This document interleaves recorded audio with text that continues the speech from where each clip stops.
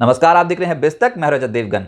आज जब भारतीय बाजारों की ओपनिंग होने जा रही थी तो संकेत आज भी पॉजिटिव थे। अमेरिकन मार्केट्स पिछले सत्र में जोश में बंद हुए थे। नास्डैक तो कमाल ही कर गया था। ऊपर से एशियाई बाजारों का मूड माहौल ठीक था। हालांकि एसजेक्स निफ्टी बता रहा था कि भैया 30-40 पॉइंट से ज्यादा नहीं झूलेंगे आज के सत्र में, शुरुआती सत्र में, और बिल्कुल वही हुआ। एक गैप अप ओपनिंग तो देखी, 17,177 के लेवल पे ओपन तो हो गए, लेकिन उसके बाद पूरा दिन एक रेंज में फंस गए। आज के दिन का हाई है 17,207, आज के दिन का लो है 17,107। ये 100 पॉइंट्स के रेंज पे आज के सत्र में ट्रेड होता हुआ नजर आया। क्यों? क्योंकि यूएस फेड की पॉलिसी आनी है भारतीय समय अनुसार देर रात को, और उसका एक बहुत बड़ा असर अमेरिकन मार्केट पे पड़ेगा, वो भी झूलेंगे। और कल हमारे सत्र में तो एक अल्टीमेट डिसीजन होना ही है कि किस डायरेक्शन में हमको जाना है। तो उससे पहले ट्रेडर्स आज थोड़े सतर्क थे, कॉशियस थे। निफ्टी क्लोज टू क्लोज 17,151 के लेवल पे बंद हुआ है 44 पॉइंट्स गेन्स के साथ। निफ्टी बैंक 104 अंकों की बढ़त के साथ हुआ है बंद, और सेंसेक्स 140 अंकों की बढ़त के साथ हुआ है बंद। एडवांस डिक्लाइंस एडवांसेस के फेवर में थे। 33 शेयर्स निफ्टी के हरे निशान में बंद होते हुए नजर आए, लेकिन जो चढ़ रहा था हल्की खरीदारी से ही। आईसीआईसी बैंक का सपोर्ट था, रिलायंस इंडस्ट्रीज का सपोर्ट था, बजाज फाइनेंस सपोर्ट कर गया। शुरुआती सत्र में तो कमाल ही कर रहा था। टीसीएस में हल्की खरीदारी होती हुई नजर आई। लेकिन आप निफ्टी गेनर्स पे देखोगे तो आपको इंश्योरेंस कंपनियां नजर आएंगी, जिसमें एचडीएफसी लाइफ लगभग 3% उछला है, बजाज फिनसर्व लगभग 2% उछला है। इसके अलावा बजाज फाइनेंस 2% की तेजी दिखाता हुआ, सन फार्मा, टाटा कंज्यूमर जैसे स्टॉक्स 1.5% से के आसपास उछलते हुए नजर आए। निफ्टी लूजर्स में बीपीसीएल हाल फिलहाल में बहुत उछल कूद मचा ली। अब प्रॉफिट बुकिंग 2% के आसपास टूटा। एनटीपीसी 1.5% टूटा। कोल इंडिया आज के सत्र में 1.25% के आसपास टूटा। अदानी पोर्ट्स और अदानी इंटरप्राइजेस भी हल्के हो गए। एफएनओ गेनर्स में आपको बंधन बैंक नजर आएगा, क्योंकि एआरसी के लिए बोली मिली है। इनके रिटर्न ऑफ पोर्टफोलियो और एनपीएस के लिए बोली लगी बहुत कम, और जो रिटर्न ऑफ पोर्टफोलियो और साथ ही साथ जो एनपीएस का पोर्टफोलियो था वो था बहुत बड़ा, उसके लिए बोली बहुत कम लगी। लेकिन अल्टीमेटली कुछ पैसा तो आएगा बैंक के हाथ में। उसके चलते लोअर लेवल पे एक अच्छी खरीदारी हो गई। 4% के आसपास तेज हो गया ये स्टॉक। वोडा आइडिया 4% उछला है, एल्केम 3% उछला, एचडीएफसी लाइफ और कैनफिन होम्स भी 3-3% उछलते हुए नजर आए।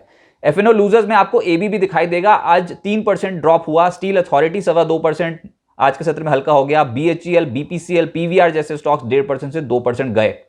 अदानी ग्रुप के स्टॉक्स में मिक्स रुझान देखने को मिल रहा है पिछले कुछ दिनों में। आज अदानी एंटरप्राइजेस लगभग 0.25% टूटा है। अदानी पोर्ट्स 1.25% के आसपास टूटता हुआ नजर आया। अंबुजा सीमेंट और एसीसी जैसे स्टॉक्स में आधे फीसदी से 0.1% के आसपास के रिटर्न बैठे पॉजिटिव साइड पे।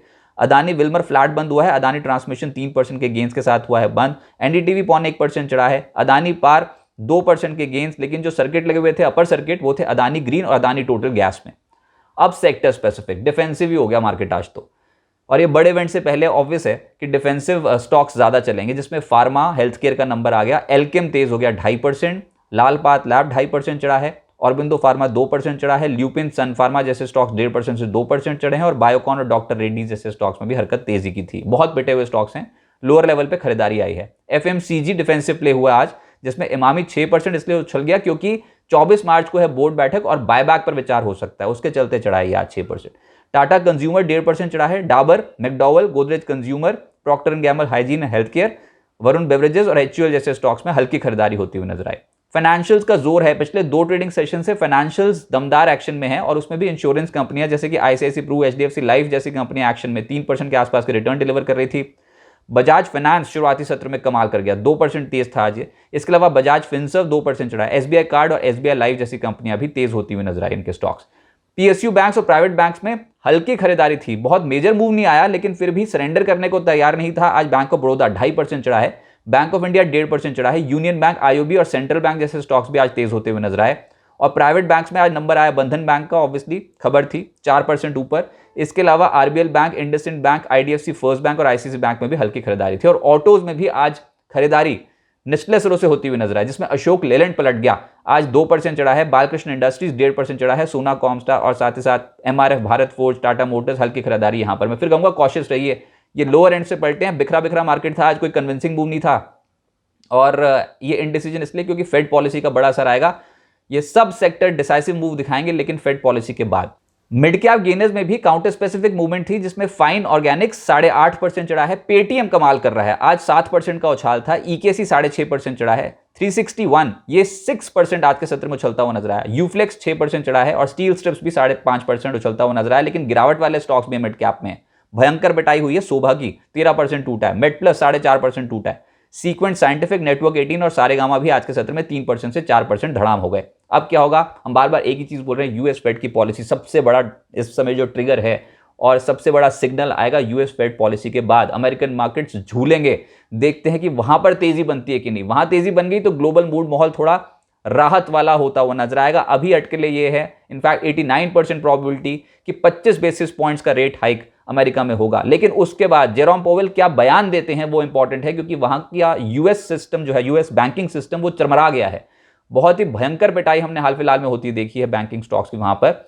अब निचले स्तरों से थोड़ी राहत तो हो रही है, लेकिन ये सरकार वहां पर बोल रही है कि बैंकिंग सिस्टम को संभालेंगे, निवेशकों को और छोटे डिपॉजिटर्स को नुकसान नहीं होने देंगे। अब US Fed chair Jerome Powell क्या कहते हैं अपने बैंकिंग सिस्टम को लेकर, यह बहुत बड़ी टिप्पणी होगी, बहुत बड़ी स्टेटमेंट्स होंगी जिसको बाजार क्लोजली वॉच करना जाएगा। और जब क्वेश्चन आंसर्स राउंड शुरू होंगे तो ये मेजर क्वेश्चंस बैंकिंग सिस्टम पे ही आने वाले हैं कि किस तरीके से वो लिक्विडिटी इंजेक्ट करेंगे, कैसे बैंकिंग को सपोर्ट करेंगे और साथ ही साथ फिर वो इन्फ्लेशन को कैसे कंट्रोल कर लेंगे। तो ये असमंजस की स्थिति है, इतना आसान नहीं है इस बार यूएस फेड चेयर के लिए। ऊपर से कल जो होगा बैंकिंग और आईटी शेयर्स पे फोकस ज्यादा होगा। आईटी अभी तक संभल नहीं पा रहा है, आज बहुत ही मार्जिनल गेन्स कई स्टॉक्स में आते हुए नजर आए हैं, लेकिन बैंकिंग मेजरली यहां पर फोकस होगा। देखते हैं कि यूएस में आज बैंकिंग स्टॉक्स का क्या हाल होता है, उसके बाद उसका रिफ्लेक्शन इंडियन स्टॉक्स पर भी पड़ेगा।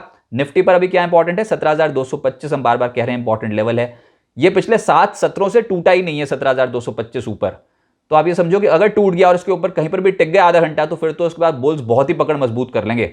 लेकिन अगर 17,225 नहीं टूटा, जो कि मेजर इवेंट से पहले नहीं टूटा है, तो ये एक रेजिस्टेंस का काम कर रहा है। यहां पर आएंगे, पटकी लग गई तो बहुत बुरे जाएंगे, और 17,000 का स्तर टूट गया तो उससे भी नीचे के लेवल्स दिखाई दे जाएंगे। आप अगर आज कॉल और पुट का जोड़ा उठा के लेके जाते तो वो ज्यादा समझदारी वाला ट्रेड होता, लेकिन अभी फिलहाल 17,000 नीचे एक सपोर्ट की तरह एक्ट कर रहा है, ऊपर 17,225 एक रेजिस्टेंस की तरह एक्ट कर रहा है। देखते हैं कौन सा लेवल कल टूटता है। एक रेंज ब्रेकआउट की तैयारी होगी और ये रेंज ब्रेकआउट बाजार को या तो बहुत नीचे ले जाएगा या फिर एक बहुत ही जबरदस्त तेजी इंडियन मार्केट्स पे देखने को मिल सकती है। जो भी होगा फैसला कल हो जाएगा शुरुआती 1 घंटे के ट्रेड में, लेकिन फिलहाल थोड़ा सतर्क रहिएगा कल 1 घंटे की ट्रेडिंग में, और उसके बाद देखते हैं बाजार किस डायरेक्शन जाता है। जिस भी डायरेक्शन गया उस डायरेक्शन एक ब्रेकआउट ट्रेड होता हुआ नजर आएगा।